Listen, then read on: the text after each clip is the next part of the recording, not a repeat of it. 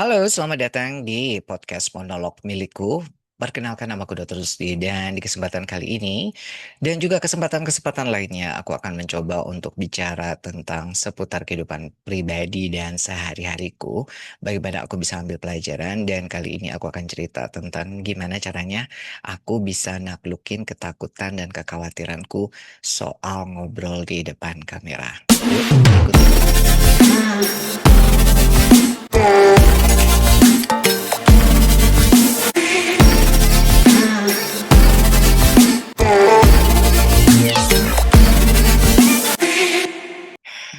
Dari dulu, dari kecil tuh aku sebenarnya udah jago ngomong ya.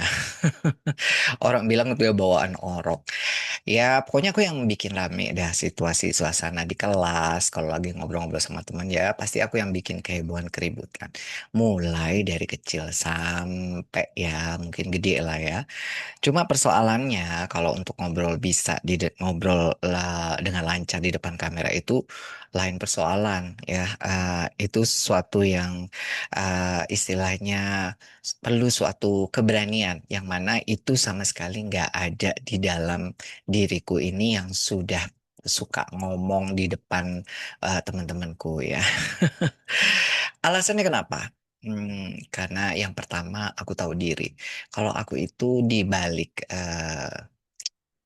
banyak ngomongnya aku sebenarnya itu dalam tanda kutip ya, itu malah menunjukkan kekuranganku. Artinya cara aku ngomong itu udah jelas-jelas kayak ya nggak pada lelaki pada umumnya begitu ya.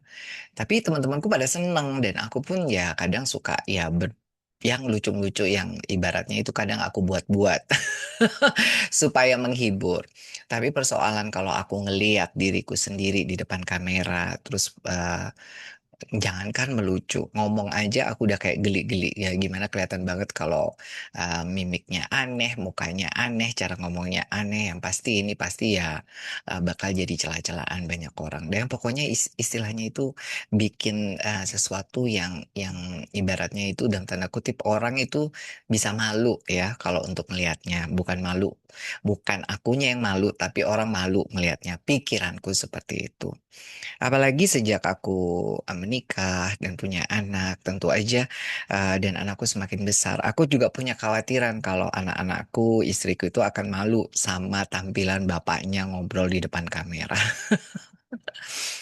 Sampai akhirnya, ya itu tadi aku nggak ada cara lain ya, karena aku mengalami sesuatu, jadi nggak mau aku harus belajar menyukai diriku sendiri dan melihat diriku sendiri untuk kayak gimana sih tampilan aku pada saat aku ngomong di kamera dan gimana caranya sehingga akhirnya aku bisa merasa kemudian nyaman bahwa oke, ngobrol di depan kamera itu ya seperti kalau aku ngobrol sama temanku atau sama ya siapa aja yang aku kenal atau juga aku merasa bahwa ya sebenarnya nggak ada kamera di depan aku. Nah, itulah yang aku mau bagi dan share kali ini sama kamu-kamu. Yuk. Setelah aku pikir-pikir kembali dan setelah aku flashback ya, sebenarnya bukan perkara aku berani atau enggak di depan kamera, tapi lebih kepada emangnya aku mau ngomong apa gitu ya, apa yang pengen aku sampaikan gitu ya. Dan kalau aku sudah berani ngobrol di depan kamera, terus mau apa gitu. Itulah yang menjadi lebih penting. Apalagi kan kalau misalnya dalam tanda kutip aku ini adalah seorang dokter ya. Kemudian juga kerjaannya di manajerial, artinya jadi pimpinan di rumah sakit. Terus kalau misalnya udah bisa ngomong di depan kamera, terus mau berbuat apa gitu? Kan nggak mungkin ya. Aku cuma bikin konten-konten yang ngejuk-ngejuk yang sekedar untuk jadi hiburan ya. Nah, itulah yang concern pertama aku ternyata ketemunya. Jadi akhirnya aku mulai dari memberanikan diri sebenarnya aku itu punya konsep apa sih yang aku mau sampaikan sehingga akhirnya harus bisa nanti didengar dan kemudian dilihat dalam tanda kutip ditonton oleh orang dan dapat esensinya. Jadi setelah itu aku mencoba untuk memberanikan diri tanpa akhirnya mempedulikan ya tampilanku, caraku ngomong atau misalnya bentuknya dan segala macamnya. Yang jelas ya udah aku konsentrasi pada apa sih yang sebenarnya memang mau aku sampaikan. Jadi ketemu pemahaman itu sebenarnya itu juga nggak mudah karena aku tipe kali orang itu yang memang nggak bisa keluar rumah tanpa tanpa ya tanpa tanpa mandi atau tanpa naruh-naruh apa di mukaku gitu ya. Jadi tipe kali orang yang sebenarnya nggak bisa cuek sama penampilan, tapi untuk kali ini aku bener-bener kasih pengecualian bahwa ya kalau kamu mau akhirnya Pak bisa percaya diri depan kamera sebelum sebelum sebelum akhirnya jadi percaya diri sebenarnya kamu itu harus punya sesuatu dulu yang bisa ditawarkan untuk akhirnya orang betah melihat, mendengarkan dan menonton konten yang kamu tawarkan. Jadi karena itu aku mencoba memakai platform webinar. Jadi aku coba supaya untuk menantang dan men-challenge kemampuanku dan apa yang pengen aku tawarkan. Jadi aku membuat webinar-webinar yang gratisan gitu ya, di mana itu aku buang rasa maluku dengan aku share-share gitu bersama tim aku. Ada nggak ya yang mau nonton ya? Kebetulan juga aku akhirnya kasih judul-judul yang kira-kira mungkin bisa menjadi kail untuk menarik minat mereka untuk ikut konten webinar. Dan jadi itu akhirnya alhamdulillah ada yang daftar ya karena gratisan ya. Jadi ada yang daftar dan itu bukan 10-20 orang bahkan bisa ratusan bahkan kalau pas beruntung itu bisa sampai di atas 500. Nah, bahkan pernah juga tembus 1.000 lebih. Nah, dari situ ternyata aku akhirnya punya punya rasa ya rasa rasa apa namanya rasa percaya diri yang ternyata setelah mereka itu melihat aku mendengarkan aku mereka itu tetap stay. Jadi tetap stay itu maksudnya ya tetap dengerin dengerin aku ngomong walaupun itu aku webinar biasanya bisa sampai 2 sampai 3 jam gitu ya. Mereka tetap stay gitu ya. Jadi mereka lebih peduli terhadap apa sih yang aku sampaikan daripada bagaimana tampilan aku. Nah, dari situ pelan-pelan akhirnya muncul percaya diri bahwa sebenarnya it's okay. It's okay to be different ya. Yang penting kita itu bisa memberikan pesan yang mungkin berarti atau memberikan value dari apa yang disampaikan itu sehingga membuat orang-orang yang bukan sembarangan dalam arti kata mereka adalah tenaga medis, tenaga kesehatan Indonesia itu mau menerima diriku. Akhirnya kekuranganku itu tidaklah terlalu penting gitu. Jadi lebih lebih penting apa sih yang pengen disampaikan, apa sih yang diceritakan, apa sih yang dipresentasikan itu ternyata jauh-jauh lebih penting. Nah, itulah salah satu pengertian pertamaku sebelum akhirnya saya tahu akhirnya pelan-pelan kepercayaan diri itu menjadi muncul. Nah, setelah aku tahu kalau ternyata orang itu nggak sekedar melihat kekuranganku, tapi akhirnya orang bisa dalam tanda kutip ya mendapatkan value daripada apa yang aku presentasikan. Akhirnya aku berpikir bahwa oke, it's time to shine. To shine itu maksudnya ya udahlah, udah waktunya bersinar, udah mulai memperhatikan penampilan aku gitu ya. Jadi udah mulai tuh aku pakai kamera yang lebih bagus, kemudian juga udah aku pakai lampu, aku pakai sound yang lebih oke, kemudian aku juga pakai ya segala sesuatu yang bisa bikin aku lebih percaya diri soal penampilanku ya. Dari situ kemudian aku lihat, nah aku lihat ternyata oh kayaknya ini so much better gitu ya. Akhirnya itu menunjukkan aku tuh ternyata aku layak ya, layaklah untuk secara penampilan ya, secara penampilan itu ternyata aku cukup layak lah untuk bisa dimasukkan ke dalam konten YouTube. Kenapa aku bisa bilang begitu? Karena mereka sendiri yang minta gitu.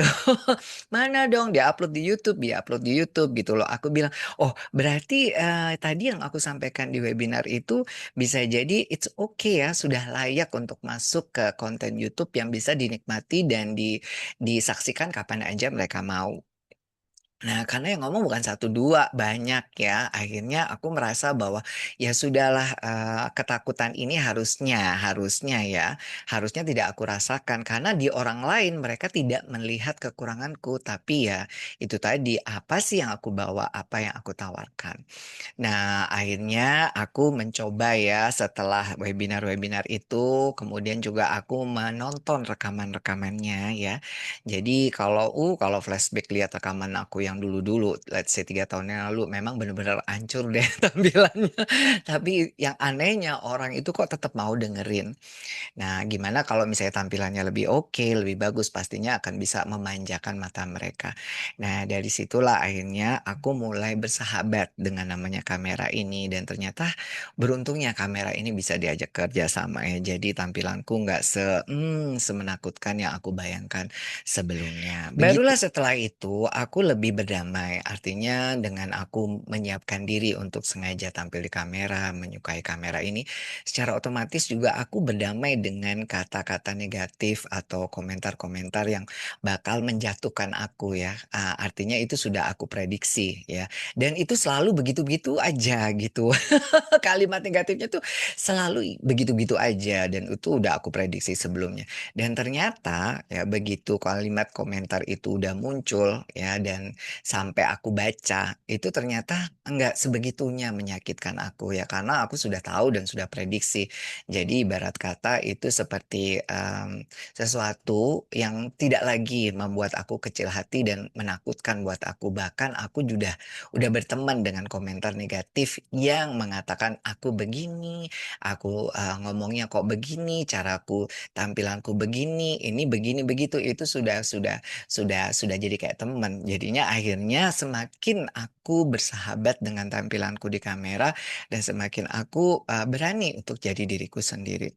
Dan uniknya ya semakin aku berani tampil di kamera dan bersahabat dengan kamera, ternyata kamera ini bisa kayak semacam menangkap momen-momen yang ini hanya milik aku dan ini otentik diriku dan ini kayaknya nggak dipunyai oleh orang lain. Nah, dari situlah akhirnya aku merasa bahwa perbedaan ini, otentisitas ini layak untuk di-share atau dibagikan untuk bisa mudah-mudahan menginspirasi mereka-mereka yang punya masalah yang sama.